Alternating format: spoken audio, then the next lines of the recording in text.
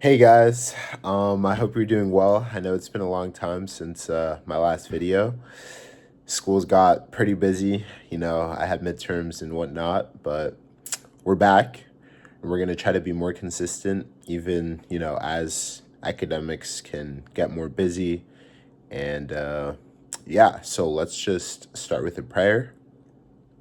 Heavenly Father, thank you so much for this day. I thank you that you are coming soon, but that you are giving us time to get right with you, to make sure that our cups are filled with oil, and to spread the good word to all the corners of the earth so that as many people as possible can be saved.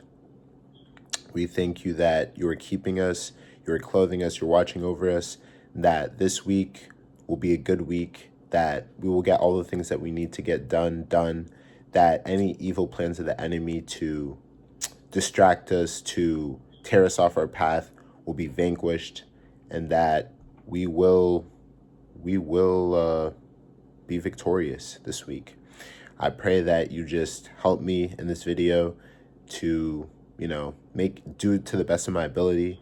You give me your spirit of excellence, and that this video will truly be entertaining and edifying for all my viewers.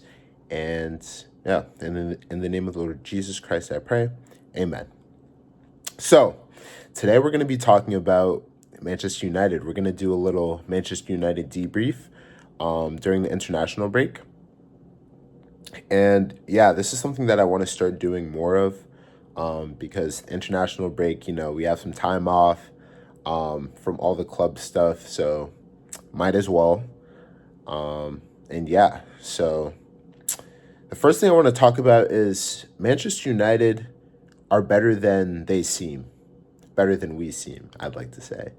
When you look at the underlying stats, obviously eye test matters.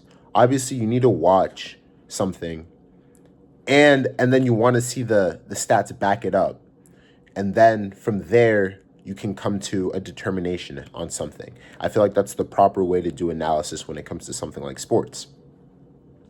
For me, when I watch this play against Arsenal, when I was watching this play against Chelsea, even before the red card from their goalkeeper, for me, it was clear that we are a way better team than from last season. We're going against top teams that have aspirations of winning the Premier League and taking it to them. We were pressing them. We had more possession. It was clear to see, they were struggling. They really didn't create anything. And they came away with the win, but they could not play their game. They had no control of the game, and we were attacking at them relentlessly. When you look at that, and then you also take a second to look at the underlying metrics, which show XG, expected goals. It's a measure of the chances that you've created. You look at XG, United have the highest XG in the league at about 14, I believe it was. When you look at shots on target, United have the most shots on target in the league. When you look at possession, sometimes there have been some games where I'm like, I don't know, like Brentford. I think we had a little bit less possession. But when you look at the games against the big teams, we managed to keep possession. And this is something this shows that we have improved. Because in times prior, whenever we come to the big games, the big teams, it always remain solid, we'll hit them on the break. And we never controlled the game. We never had possession, really. We didn't press them high. Sometimes under Ten Hag, sometimes under Ollie, under various spells over 12-year stretch that it's been. We've done it occasionally, but it hasn't been something that's been consistent, and we're starting to see that this season. The problem is, or one of the problems, there are probably a lot of problems, obviously, but also, let's be real, we're only 6 points off top in the table, and obviously the season has just started. It's easy to say that, and maybe that's not the mentality that you should be exhibiting as an owner when you're evaluating should Amarim keep his job. But it's important to say we've had the toughest schedule thus far. We've played all the top 6 clubs except Liverpool and Tottenham. And then Sunderland, even when we played Sunderland, even though they're a team that most people are likely expecting to get relegated, we were able to still, I mean, at that point they were 4th and we slaughtered them. And so I think one of the main issues, though, is the lack of finishing. And this has been an issue since last season. Even since Ten Hag's first season, it was successful because Rashford really that was one of his best seasons. He was showing his potential, which I think he has yet to show his full potential. But that season, he was showing how great of a finisher he was. Since those days, we've struggled for finishing. And that's why we brought in Cunha and Bumo, and Seshko this summer so that we could bolster that attack. We could bring in some finishers that were proven to overperform their XG, and that this would help us in converting our chances. Also create the chances because they're brilliant players with the ball at their feet. But somehow we've still are underperforming our XG by a ridiculous margin. Apparently, we've only scored 9 goals in the league, and our XG is at 14. So that's an underperformance of 5 goals, and you're just not going to be successful when you're underperforming your expected goals by that much. We need to finish, and of course, Cunha's been injured a little bit here and there. Seshko wasn't starting all the games in the beginning. We brought in a whole new attack. Mount has also missed some games here and there. And so obviously they also need to mesh. They need to become more comfortable. But I think when you watch, once the finishing starts to even out, starts to normalize along a normal distribution, for those who know about stats, I think you're going to see that we're going to be a very successful team. But there are, also another thing we need to acknowledge is Bayendier. Bayendier is the worst goalkeeper that I've seen in my life. And, I'm sure he's a great guy. I don't mean to say, I mean that sincerely. I'm not trying to make fun of him, slander him. He is genuinely the worst keeper that I've ever seen with my eyes. Watching him, he gives you no confidence. So just as a fan, he gives me no confidence. So think about for the back line, even more so for them.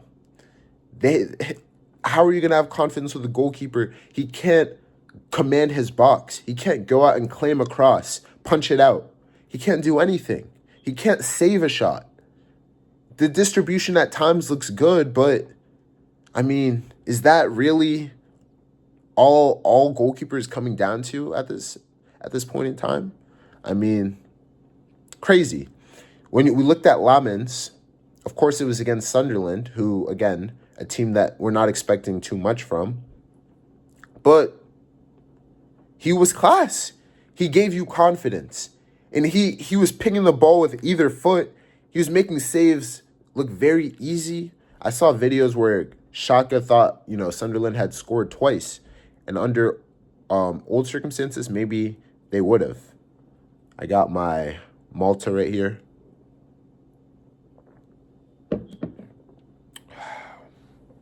Nice little Cameroonian drink. But, yeah, so now that is also something that was holding us back. Because on the one hand, you're not converting chances. But then on the other hand, you're letting in every chance that comes in. We were not playing to our potential. It's like me. Like, when I'm at Colby, the first 2 years I was at Colby, I never got a haircut there because, it's in Maine. It's like 95% white. Like, I don't know if they know how to deal with my hair. I didn't trust it. I wasn't playing to my full potential, I was purposefully holding myself back, which is almost what Amarim has done by playing Bayendier. Because the case could be made, though, that Lamens should have started earlier, and he probably should have. But you also have to acknowledge that, you don't want to throw Lamens into a pressure-filled situation and, basically, set him up to fail. He's a young player, even though he's done a lot in his career and he's shown that he has a lot of promise. You want to bed him in the right way, similar to how he did with Seshko. So I think Amorim is actually smarter than he's better than we give him credit for with managing players. Another thing that I want to talk about why, United's case isn't as bad as it seems. Our signings this summer were really good, in my opinion. When they fully are able to, acclimate and everything, it's going to be amazing. And I think all of Amorim's signings have been great. When you look at the January window with Dorgu and Heaven, Leon, who obviously came in this past summer. But this past summer, we brought in Seshko. And my personal belief is that Seshko is going to be world class. I mean, you watch him and it's night and day between Højlund. When we tried to play the system under Højlund, it looked so forced. We're booting it up to him. His hold-up isn't great. Anytime he had a decent game of hold-up where, like, once or twice he'd be able to trap the ball, lay it off seamlessly, that was something that we're like, wow, Højlund, he's having a great game. And even though I think Højlund is going to come good, obviously he's at Napoli, he's playing well now. I think he's a player with immense potential. But Seshko already does that with so calmly. Everything about him is so easy. It just looks easy. He traps it, and he's just so big. I saw one clip where I forgot which team it was against. Might have been Arsenal, but I think it's Arsenal. The ball's coming into him, and he even looks to where the defender is so he could get into him and then trap it, and then boom, easy. Great touch. Højlund, that's one thing he lacked. His touch wasn't that good. Seshko, great touch. And he's just like, the ball, he's so soft with the ball at his feet. I don't know. I just think the touch is he has a soft touch, is how I should put it. Then his dribbling is good. He is, he's 6'5", he's rapid. He's an immense aerial threat, which now gives us the opportunity to be direct. And I think I'm going to get into that a little bit more later, my thoughts on that. But it gives us a whole new dimension where we can be direct and boot it up straight into him, and then he can nod it off for Bumo, for example, which we've already seen against Chelsea, led to the penalty, or to the red card, rather. So that adds another dimension to our game. I think he's a good finisher. If he becomes a great finisher, then he can do everything that you want from a striker. Hold up, link up, finish, aerial threat. He gets involved in the play. With Højlund, you never wanted him to get involved in the play. And I feel like sometimes he'd be overcompensating because obviously he hears what the media is saying. He hears how, someone like me, for example, would say he doesn't have a touch. So he wants to go in and prove that he can do it, get involved, show that, he's a modern striker. Seshko actually is a modern striker where he can get involved in the play and he can finish it at the end. I think we need to, as we get more accustomed to his play style and we're able to make the most of it more and more, we're going to see more fruits of his labor. But we've already seen 2 goals. So I'm not worried. He's already broken the seal. Cunha is, he's just class. He's so good to watch. Like, I knew he was good, and and whenever I'd watch us play Wolves, he's one of those players that you hate to play against. He just always does something, and it seems like you can't get near him. His touch is so good. He might have the best touch on Manchester United because it's like Cole Palmer. It's always leading him somewhere to where he knows what the opponents are doing. He knows where they're coming from, and it's always getting him out perfectly. He's able to just take the ball and go through 4 or 5 people, just carry the ball with aggressivity. It's just a problem that you have to deal with because it's like, who's gonna step up to him? It's scary, and then that opens up space for others. I think he's gotten unlucky with the finishing thus far, but last year he was one of the highest. I think he was the second highest XG overperformer in the league. So I think maybe that was a fluke, but I expect that he's gonna start playing, or he's gonna start putting more goals in. You can see he's one of Brazil's most important players right now. And they're starting to, under Ancelotti, they're starting to play really well again. They're starting to, look like Brazil again. And he's one of the mainstays in that team. That just speaks to his quality. We're going to see what happens when Neymar comes back. But I feel like he definitely still will have a big role in that squad. And he's just class. Love Cunha. I think once him, Seshko, and Mbumo, along with Bruno and Ahmad and Dorgu, will understand each other's games, and play off each other, which we've already seen. There's some beautiful combinations. I think I'm going to get into it later, but United is very exciting to watch in possession when we're really going for it and attacking. But onto Mbumo, arguably our best player this season. You could also say De Ligt, which I would not object to at all because he's been immense. If you ask some of my friends who always hear me talking about sports, they'll tell you that, I've been saying De Ligt is immense this season. He's really been great. Even in some of the videos that I've made this year, you could see that. But Mbumo arguably is our best player. He's our biggest attacking threat right now. He's always ready to make the run. He's super direct, but he can do so many things. He's such a complete player. He can play in the pocket as one of those 10s, receive the ball with his back to net, knowing what the defender's on his shoulder, where the defender's coming from, knowing, if I drop the shoulder here, turn, I'm free, who's around me, what little 1-2 with Ahmad.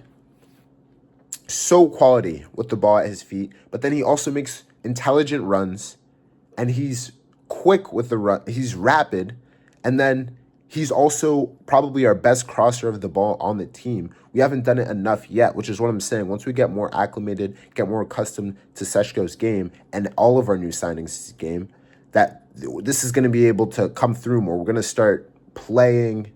It's going to come together, and we're going to see everyone's strengths, basically. But I have no complaints. Even corner kicks, set pieces, he does everything.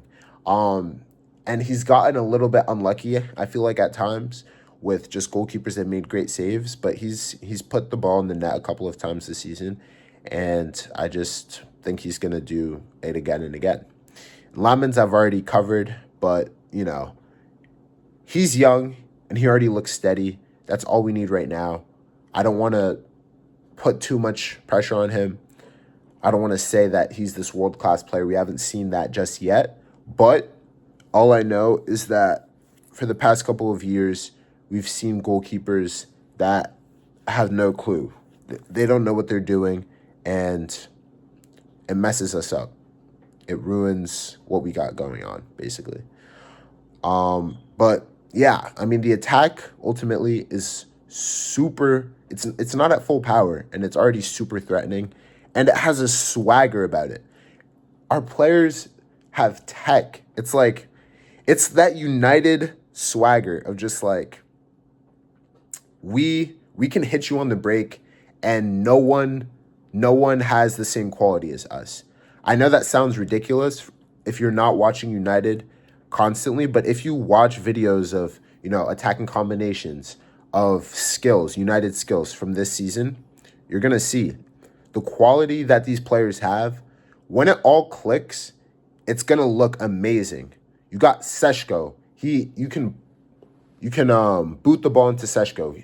He's going to one touch, boom, lay it off to Mbumo potentially, or Cunha. Cunha picks it up off of him. Gets by 2-3 players. Switches it to Ahmad. Ahmad 1-2 with Mbumo. Boom, send Ahmad down. He beats a man, beats two, puts it in, and then someone finishes. Hopefully, Seshko. Stuff like that. Stuff where it just makes you.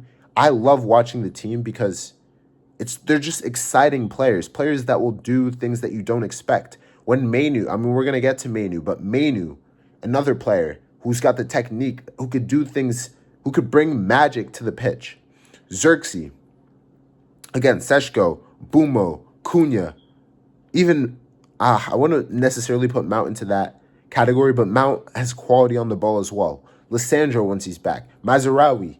These are players that can do amazing things with the ball. That Bruno,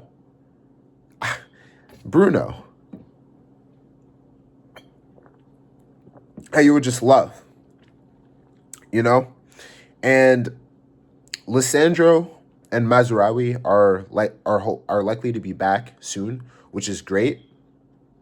I'm really excited about that because Lissandro, if you knew me and you knew you've been listening to me talk about Manchester United for a long time, you would know how much I rate Lissandro Martinez. I mean, he is world class in my opinion. I mean, you ask Pep. Pep said after that FA Cup final, top 5 center back in the world. He is just amazing. What he can do on the ball, even off of it. I think we have to give him a little bit of slack. Once he comes back, give him a little bit of time to get back to his best. But at his best, off the ball, he was also elite. He was not making mistakes, in my opinion. Arsenal wanted to sign him. Arteta wanted to sign him, but he chose United. I'm just going to put that out there. Quality player. He is like a Trent, where he's just going to make solutions. He's going to help you build out because he just is a solution maker.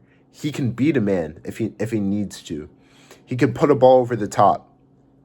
He can play incisive passes through midfield. He can do everything on the ball. And then Mazraoui too. I think one thing that I'm gonna get into it later about another one of the thing that has been frustrating me over Amorim or under Amorim.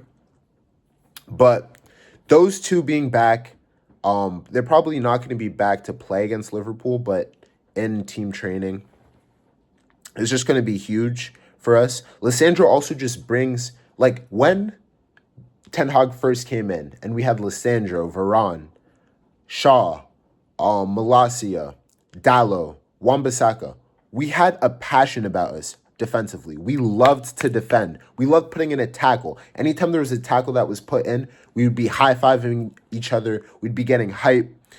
We loved to defend. He just brought that edge and that intensity that we need. Apart from the quality that he has on the field, which is undeniable, he also just has a quality of leadership, of intensity that a team needs, I think, if they want to be at a top level. They need players with that mentality. And that's why both Lissandro and Mazraoui are also part of the 6-man leadership committee that Amorim appointed for this season. But another thing that I want to talk about is obviously Luke Shaw right now is playing at left center back. When Lissandro is back to, playing shape and he's in the swing of things, obviously we can have them there as competition, but we do know that Ahmad and Mbumo are going to be away for AFCON. And so one thing that I wanted to float, which I think would be a really good idea, because personally I think when fit, Lissandro is going to have to start over Shaw most games, even though they're both quality. Lissandro is just better at that position especially. But Shaw, the best quality, in my opinion, for Shaw is his overlapping runs. The way that he's the second best, or he might be a little bit better than Bumo, but those two are the best crossers of the ball on the team. So I want him to be able to get forward, to put balls into the box for Seshko to get onto. And I think when AFCON happens, and then there's a bit of a vacancy on that right, even though I think Amorim loves Dallo and he's going to, probably play Dallo right wing back a lot, which I'll get into. I'll get into how I'm going to feel about that. And obviously Mazraoui would also be at AFCON, so he wouldn't be able to fill in there. I think there's a place where Dorgu, because we've seen Dorgu play right wing back, and it's looked pretty good, honestly. Dorgu, I just think Dorgu, once he puts the end product together, he's going to be an amazing player. I mean, look at what, obviously he's not Nuno Mensch, but where did Nuno Mensch really blow up?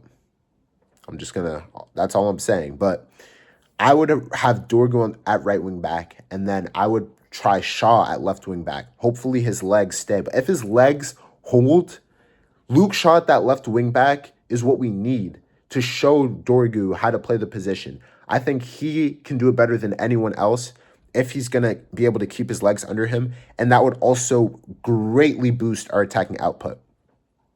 That was one of the reasons we were so successful under Ten Hag as well in the first season. Luke Shaw on the overlap. He was healthy for a good portion of the season. And with Luke Shaw, that seems to coincide with international tournaments. And again, we have another international tournament at the end of this year. So hopefully that stays true. But I think, that's just going to open up a hole. It's like, for me, Arsenal with Ben White. When Arsenal's attack, I feel like, has, the potential has diminished because Ben White has been constantly injured. When he is playing that right back and he's overlapping, his relationship with Saka and with Odegaard, it was so dominant. And I think that not seeing that is partially why Arsenal hasn't been as good. And I feel like the same could be said about Luke Shaw and Manchester United. Now,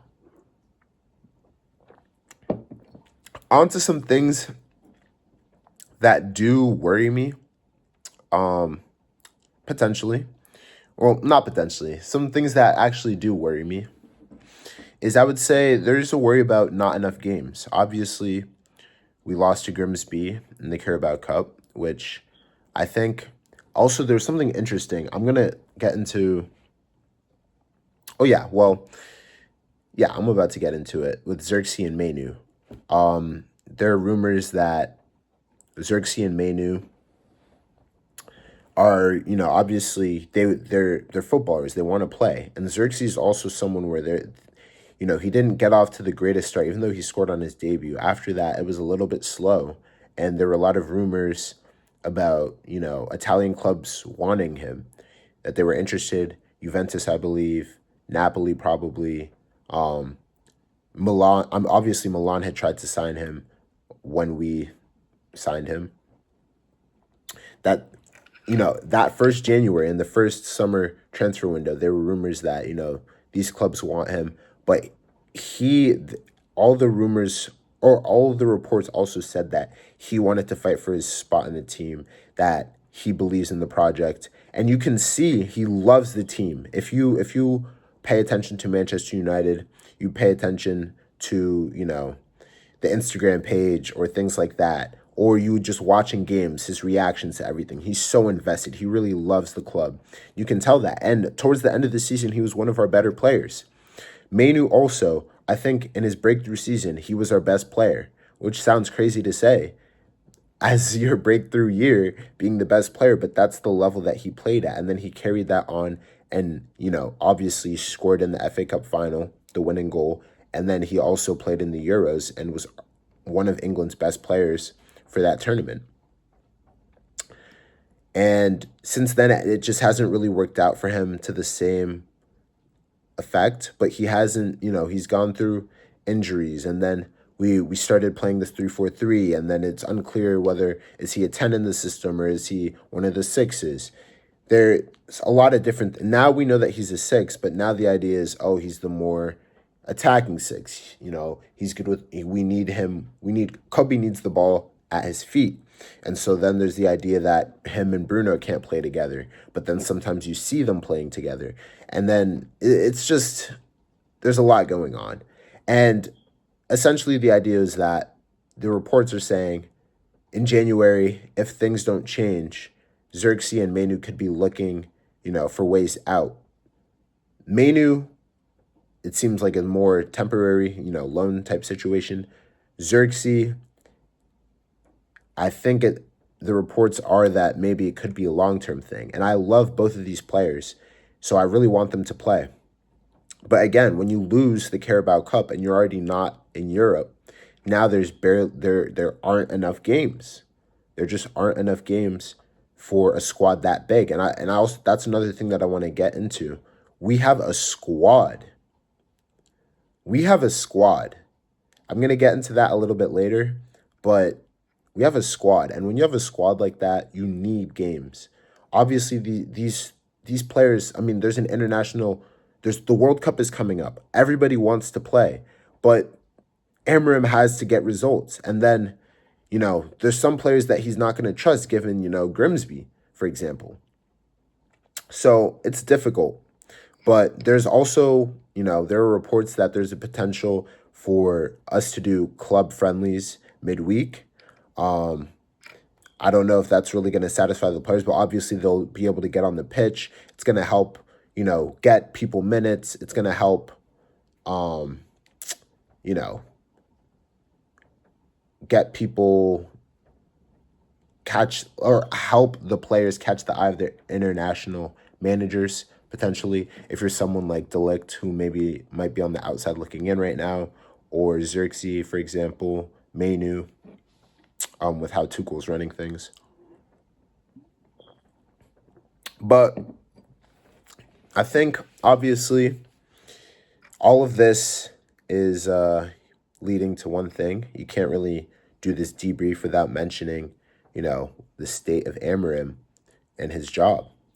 Recently, Sir Jim Ratcliffe, minority owner with Ineos, came out saying that Amarim needs to prove that he's a good manager over 3 years. And this has, stirred a lot of controversy in the media. People have had a lot of different reactions. I've seen Leah's, I've seen him and Cam's reactions, and obviously they're Amarim out. But for me, I would say Amarim does deserve more time. And I think he deserves scrutiny. I definitely think he deserves scrutiny, but I think he deserves less scrutiny. So I've already said, United is better than they look. And, obviously we're creating chances. We're holding possession. We're pressing better. At the end of the day, he can't, though that is what a coach is supposed to do. He's made them better. He can't finish for you. He can't be on the field and finish chances for you as well.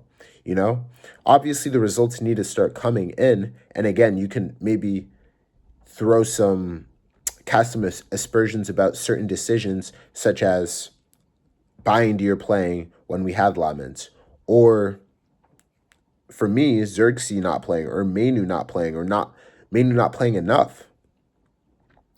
But I think he deserves more time because, well, like I said, the Mainu situation. And let me go through why he deserves scrutiny at first. First of all, the Mainu situation, I think he's going a bit too far.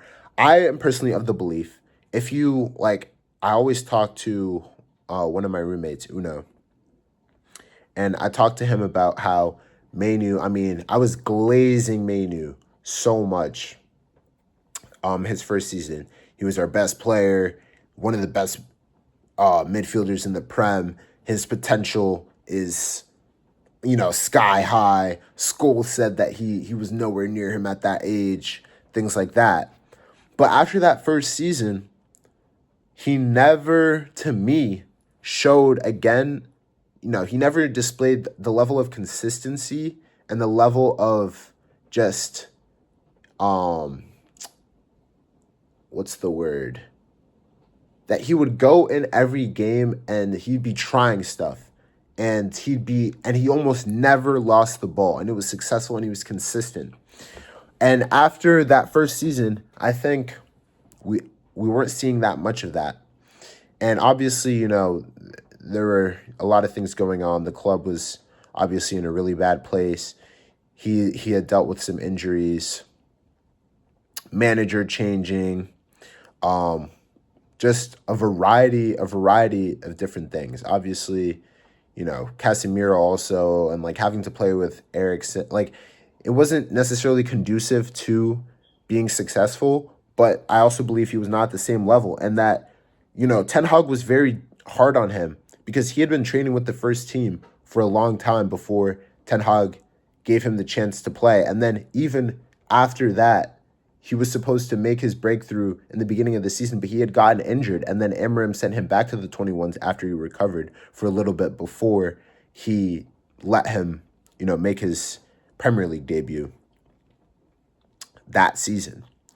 And so he was hard on him. And I feel like that is what brought it out of him. He relished every minute that he was on the pitch. He was soaking up everything, trying to get better, and he played with desire every time. And I feel like when you look at Garnacho, when he was coming off the bench, he was that first season under Ten Hag, super sub. He seemed like a revelation. He would come in, he would make an impact. But then that next season, he started every single game. And then we didn't really see the progression that we'd like to see. We saw some progression because, physically, he was more robust. He looks like a man now, whereas before he looked like a boy. But when it comes to skill, when it comes to decision-making, we weren't really seeing that improvement. And that may be because the standards were dropped. You're not constantly demanding a high level from him because he knows he's going to be he knows he's one of the first names on the team sheet at the end of the day.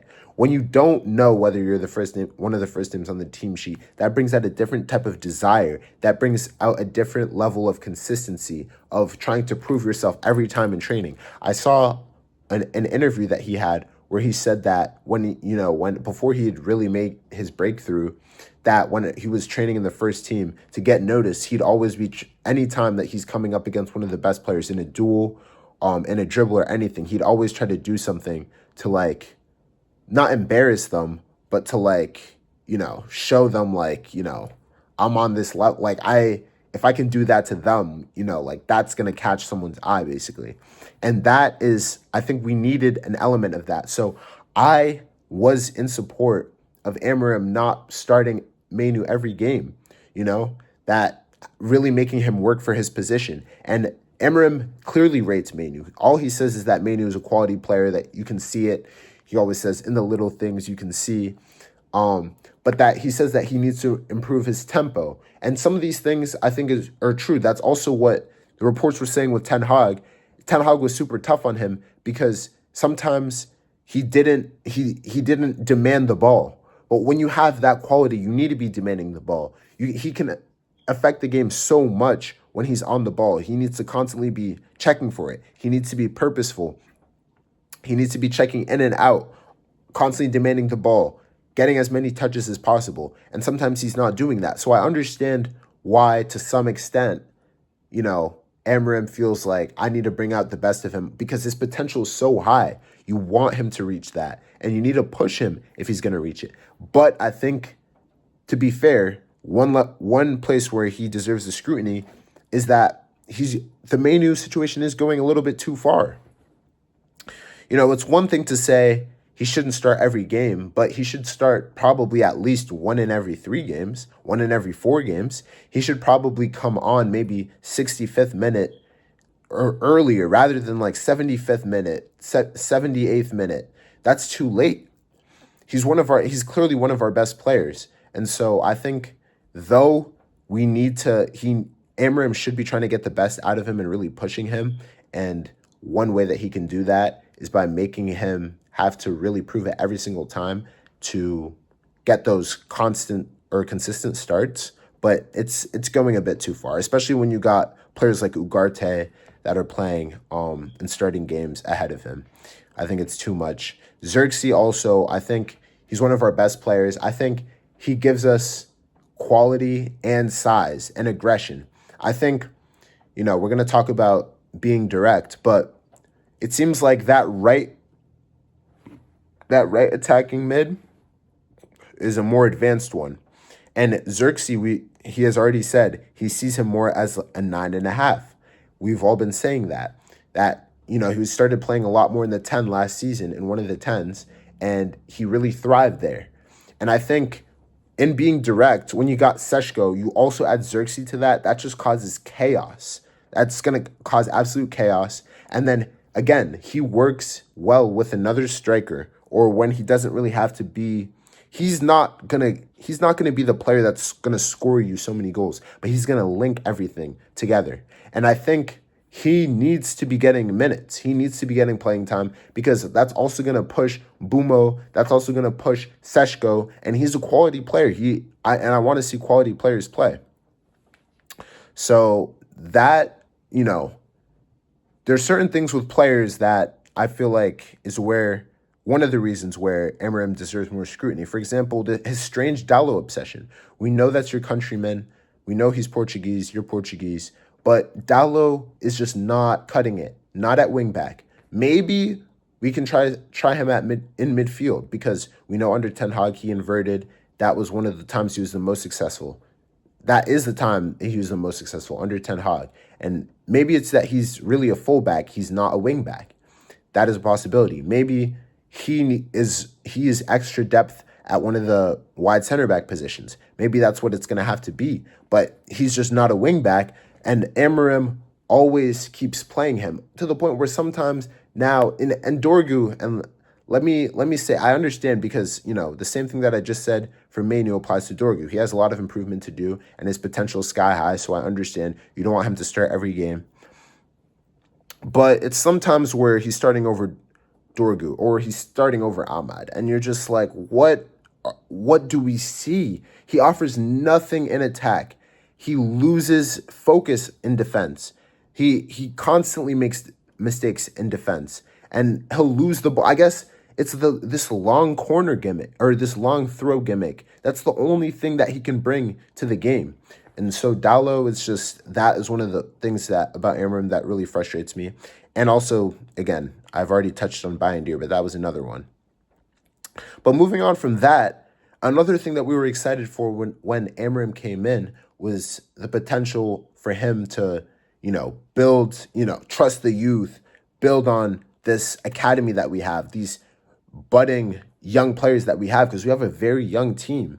Even though there's a lot of quality, it's a very young team. And we'd seen, Nuno Mensch, we'd seen Trincao, we'd seen other young players at Sporting that really, Ignacio, Diomande, that really broke through. And that he really trusted the youth and got rid of a lot of the senior players at the time when he came in to Sporting. But he's not really giving the youth, and again, it's hard because on the one hand, people are pressuring him so much. We need the results. Where are the results? We need to get wins. His job is constantly under fire. So I understand where it's difficult, and especially now you're out of the Carabao Cup too. I understand where it's difficult to give these young players these opportunities because, his clock is ticking. He needs results. But that's another thing that is difficult for me because there's this reluctance to play the youth, and I think youth just play with this level of fearlessness that you need at a club like Manchester United. They're constantly trying to prove themselves, and that's what we need. And we have players. We have a great set of youth prospects that would raise the level of this team. Honestly, Heaven. What happened to Heaven? Heaven made his debut against Arsenal. He was class. Every time after that he played for a stretch, he was really good to a level where at that point in time, because Yoho hadn't taken the next step. Every game he played pretty well except for that game against Southampton. I'm talking about last season. But he played well every single game, but he never stood out. But Heaven stood out immediately against Arsenal when he played. The composure, the strength, it just looked easy for him. And he showed quality that came through, again, in the composure. But then he got injured, and then I will say when he came back, he still looked really good, but, it wasn't the same feeling that I got from when I initially watched him, but I still was like, this is a great player. I mean, one game that sticks out of when I was like, was that postseason game that we played in Malaysia. I was not really impressed. But And I think he was one of the players against Grimsby. And I think the Grimsby fixture explains why a lot of these players haven't really been getting as many chances, because Amarim basically said, like, they showed it, like, they're not playing for me, almost sort of comment. And he loves making those inflammatory comments, but it's honest. It's honest. And so I understand from Amarim's perspective, after that Grimsby fixture, some of these players I just don't trust, and I need these results. But Heaven, I think, Shaw, we know about Shaw's legs. I feel like that Sunderland game would have been a good chance, even though we needed to win that Sunderland game. There's some games where, like, there's a chance you play Heaven. I mean, we've seen him against Arsenal. He's shown he can do it against the good teams. Kone. Obviously, Kone, I have to acknowledge that, he fractured, like, his eye socket or whatever. It seems like he just came back to under 21s training just a couple days ago. So I guess I get that. But even before then, last season, we were playing games in the Prem where it didn't matter. There was nothing at stake. And he never got a chance. At least, he was sitting on the bench, but he never got a chance. Whenever you see him, though, you see there's such a level of quality where he's spry, kind of like a Conte, but then he's like a Lavia type player. So much quality. And we know that once he's given a chance, he's going to be able to he's going to thrive. And I think, for the future, I think Mainu and Kone might be what works for those two there. But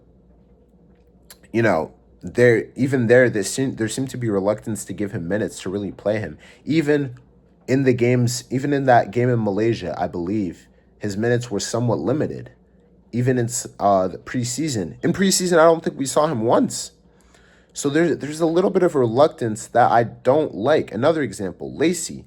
When is he going to be given a chance? I know he's just now having a run of a lot of games where he's been healthy.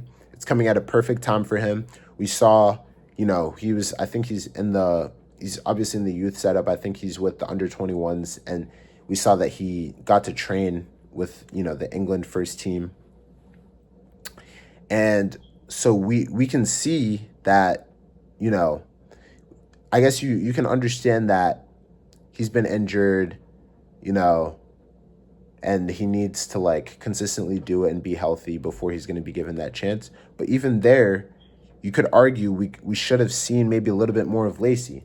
When AFCON comes around, maybe that's the time where we're going to start seeing more of Lacey, because obviously Ahmad, Mazraoui, and Mbumo are going to be gone. That right side's really going to be vacated. But we'll have to see. Is he going to be given a chance? Jim Thwaite. He is someone who I'm really, really high on. One of the best midfield prospects in the whole academy. Him and Kone, I think, are the two standout.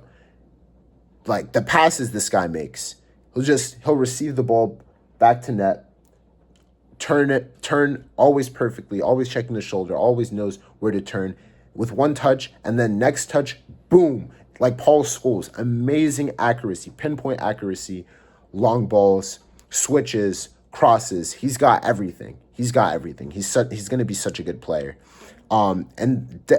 Set pieces, perfect with set pieces. He's just so much quality. He's a little bit small, but he's shown the passion. I remember he tracked all the way back and put in this great tackle in that game where we went to Malaysia that I keep referencing. But that he showed a lot of promise there, and I think he's one of the highest rated academy prospects. But Cheeto, you also have Cheeto. Now we have Seshko, obviously, and we have Xerxes. But Cheeto showed so much quality in the under 18s. I think he's the leading all-time under 18s goal scorer in the under 18s Premier League. But now he's with the 21s. He's been popping off there too, scoring so many goals. But is he going to get it? I mean, he's probably not going to get a chance, but it's time for him to get a loan probably in January, because we need to speed up his development. We need him playing against grown men, I would say. And you still got players like Biancari, Ibrahimov, Mantado, Kukonki that have dominated at 18s, and now we're starting to see them take that next step at 21s, and they're doing really well, honestly. The Fletcher twins, obviously, or not twins, but the Fletcher brothers as well, obviously. And, they should come through soon.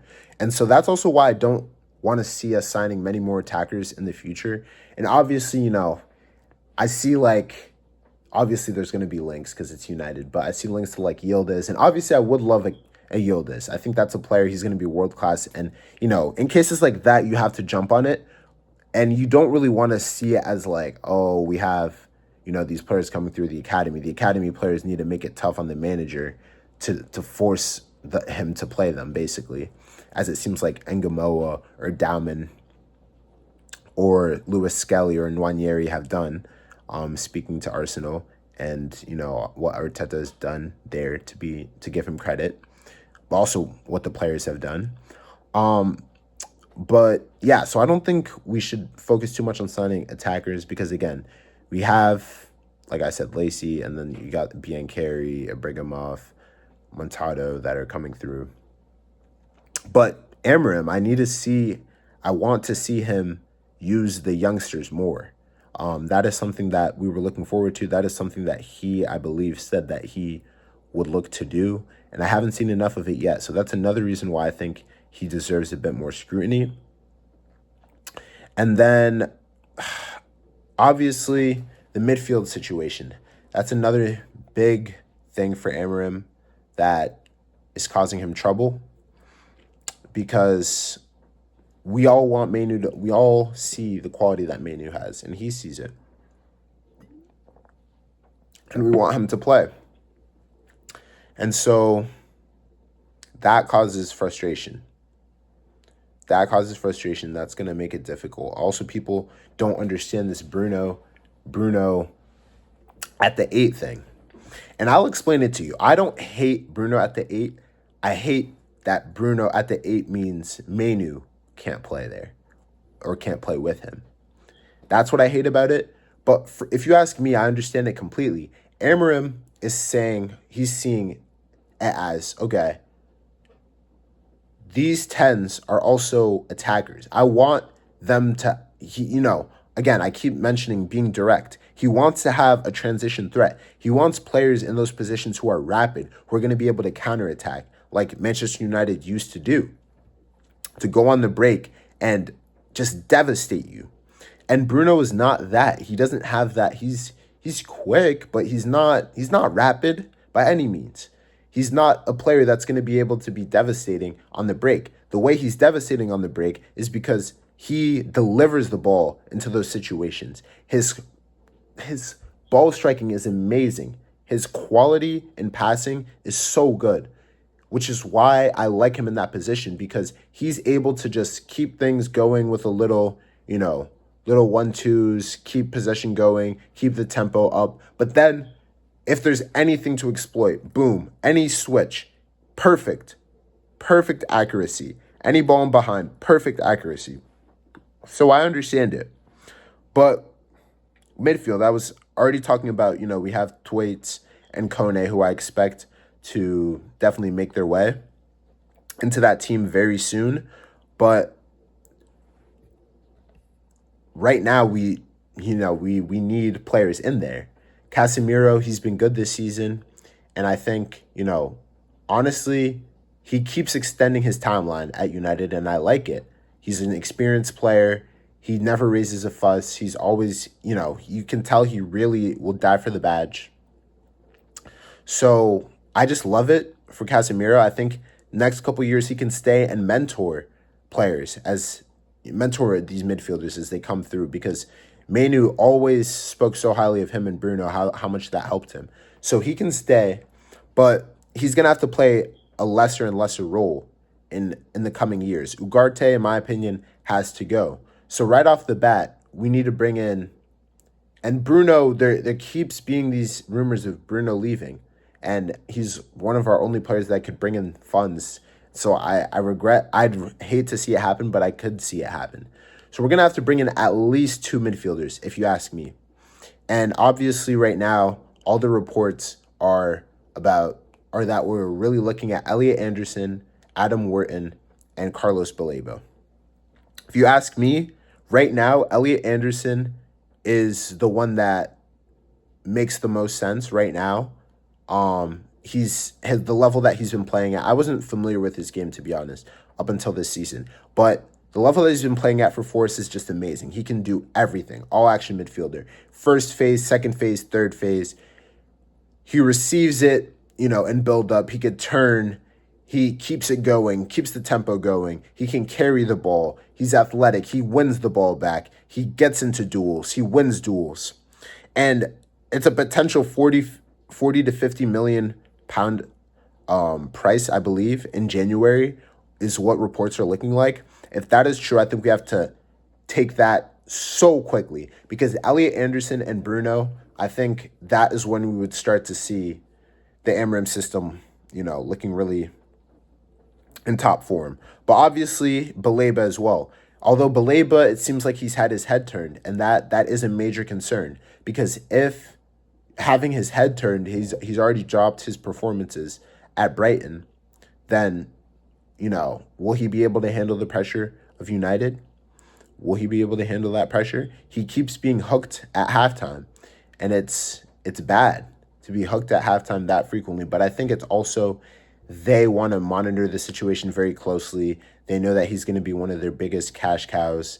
They were a little bit too prideful this summer. They should have let him go. They would have been able to arguably rip us off. But now we may end up getting a great deal for him for around 50 million, maybe in the summer, if he keeps up this form, which hopefully he does return to his best. Also, just for Cameroon, I would like to see him playing at his best. But I think if we're able to get a good price for him, I think,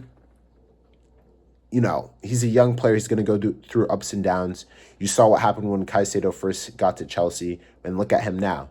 There's going to be ups and downs, but I think he's going to be a quality player. So for me, I would get those two. Because Wharton has a couple years on his deal. I think, he's the most like Rodri. The quality in his passing is just, it's plain to see. But I think defensively, he's probably the worst out of those three. And I think, since we have Mainu and Bruno, and we're thinking this is, going to be the partner to them, you want a more defensive, a more solid guy there. But obviously, I would love Wharton as well. I also just think that as it currently stands, he'd also be the most expensive. And, we should probably look for a little bit more value. And so if I am Ineos, that's my priority for the next two windows. Bring in two top-class midfielders, preferably Elliot Anderson and Baleba, but Wharton is also a great shout.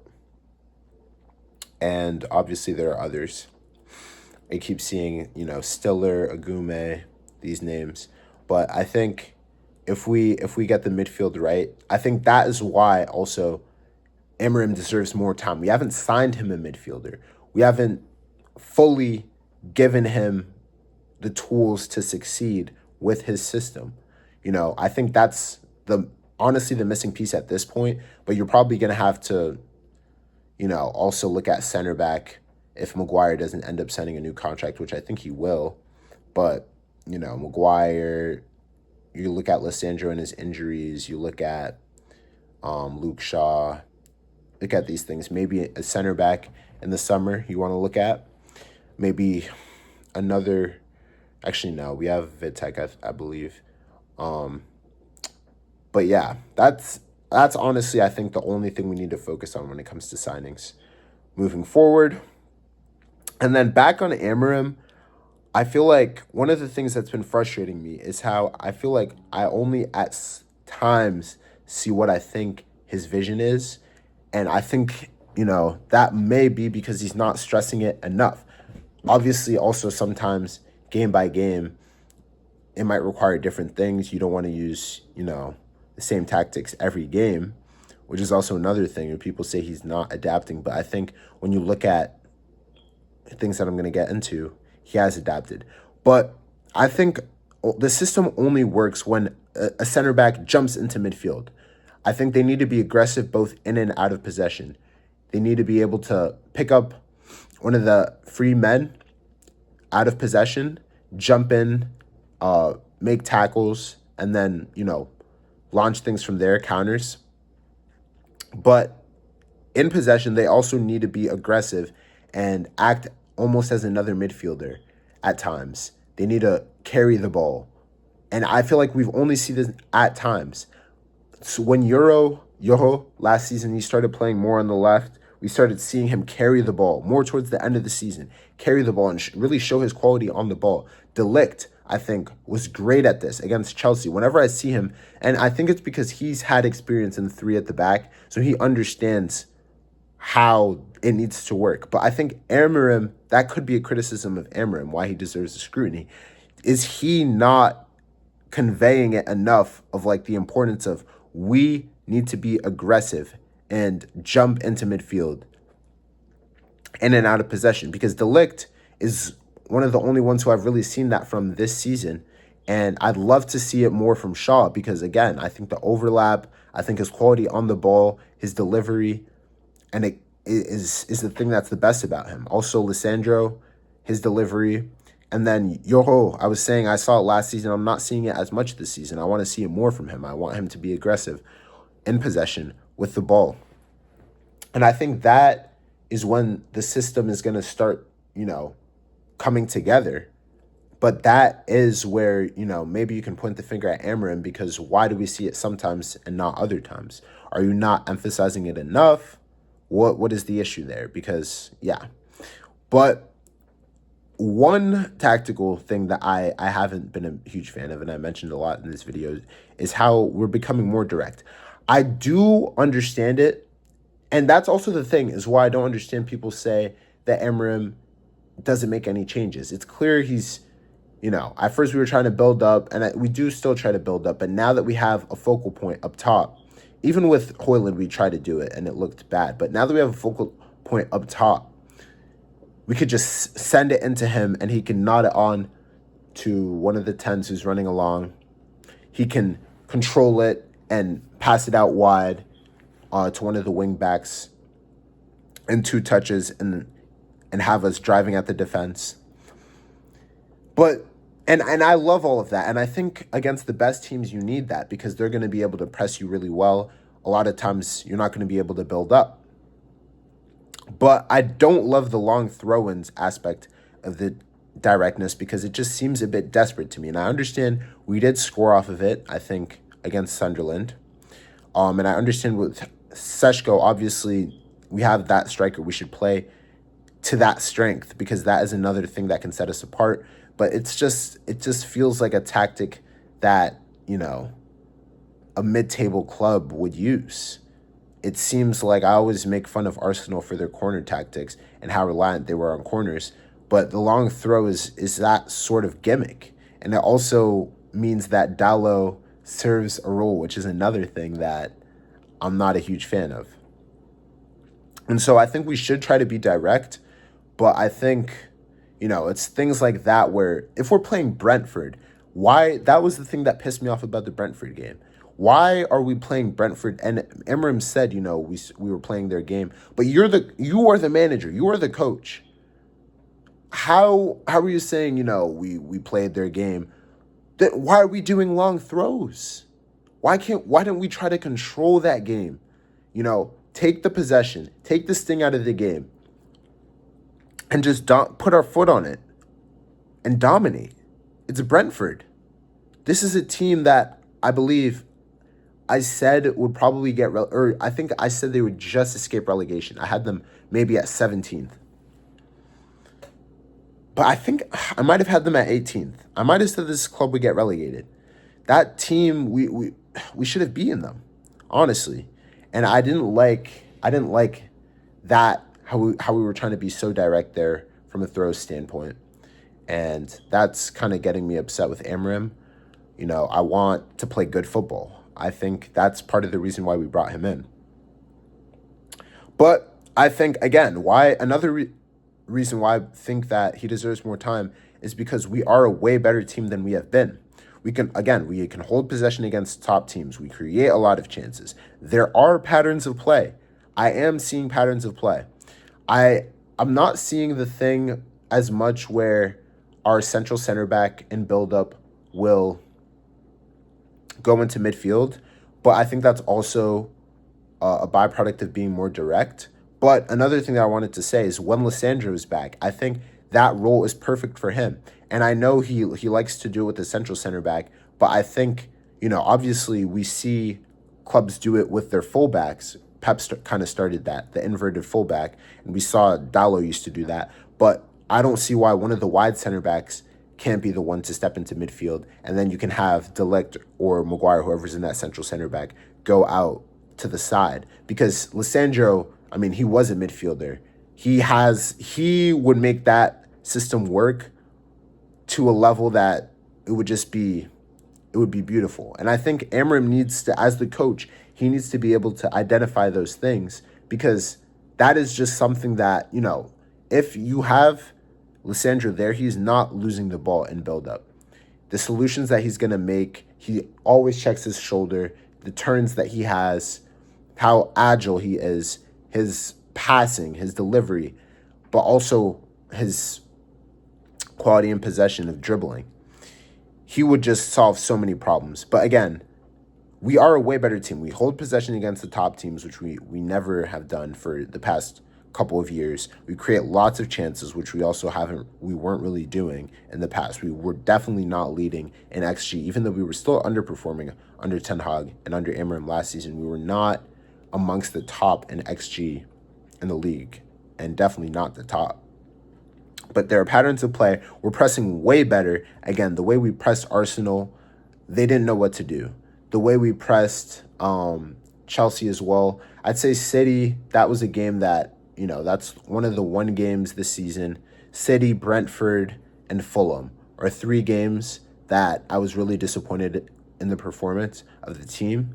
But all in all, we're still, again, toughest schedule, only 6 points off top, and the season has just started, granted, but these are facts that we need to acknowledge. And I think once players, again, we brought in 3 brand new attackers. Once players get more familiar with each other and the system, I think, and start finishing, I think this team is going to start looking very, very dangerous. And I'm excited for that. The last thing I want to do in this video is just go through the squad that we're building. Because I think it is a dangerous one. And I think people don't obviously, it's funny because,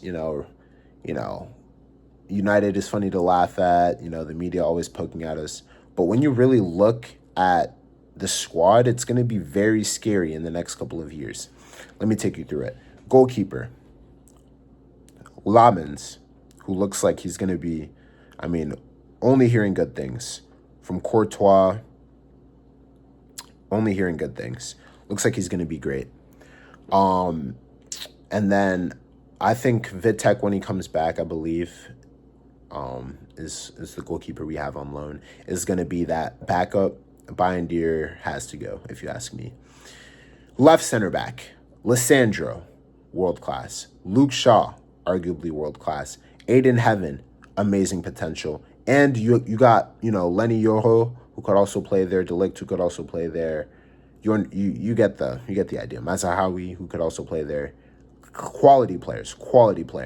I think Mazraoui, you want to see him in one of those 2 wide center back positions. I think, again, similar to what I was saying with Lissandro, he just solves problems in build-up. He's quality with the ball at his feet, his dribbling, and the little 1-2s, little combinations that he makes. He's just an intelligent footballer.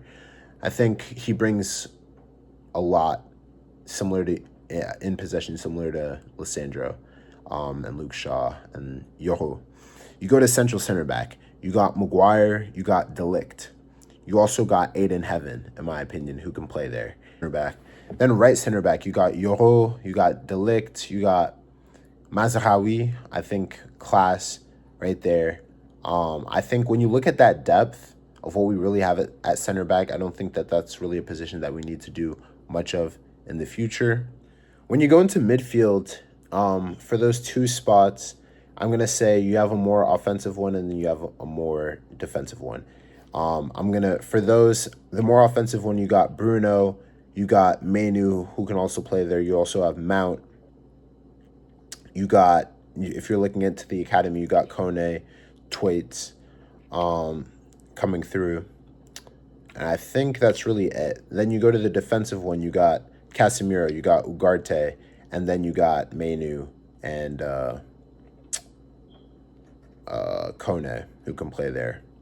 And I think again that has promise. Again, I said I think we need to bring in two really quality center mids that are gonna help bolster that. And I think that's the one spot when you look at this squad that is a bit weak. Oh, also wingbacks. But wingbacks, let's go left wing back. Dorgu, I think, is gonna be world class. Right now, he's got everything except the end product. Once he gets that, it's gonna be really dangerous.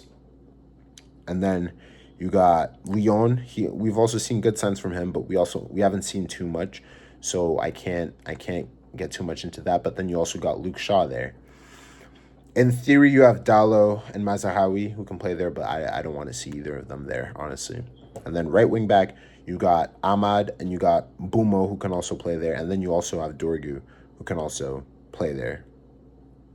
All quality options, all super quality options. For the 10s, the left one, it looks more like Cunha and Mount. Both quality. Mount, I think, sometimes can get, and get me, because I've been a hater on Mount, and I've fallen into this category.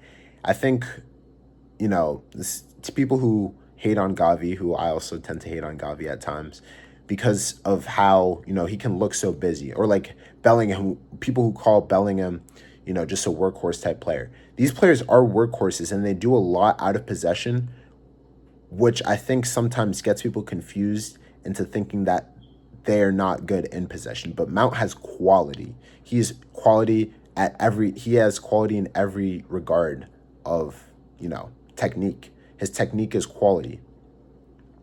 So he has that intense out of possession work rate that brings so much to a team that where he's almost two players. But then also on the ball, he has the quality. So he's giving Emrim a good headache at that position. Two quality players in the 10s and the left 10. Right 10, you got Bumo. Ahmad can also play there. And also Ahmad has played on the left 10 as well, I should add. And then you also got Xerxes, who can play in either of those 10s. And again, Xerxes, I've made my feelings felt about Xerxes. Quality. And Bumo, obviously, and Ahmad. So, and then at striker, Seshko and Xerxes and Cunha has played there, and Bumo can play there. So I just think when you look at that squad and what we're building, you can see that there are all the ingredients there for a very successful team, and that we're just going to see it. If we give Emrim time, I think he can prove that he is the one for the job. Thank you guys if you made it through all this video. I know it was a long one, but it's a long time without soccer, and I know it's been a long time without any videos from me, any content. So I thought that I'd treat everyone. And so there you have it. It's great to be with you guys. Stay safe, have a good week, and yeah, I'll see you guys next time.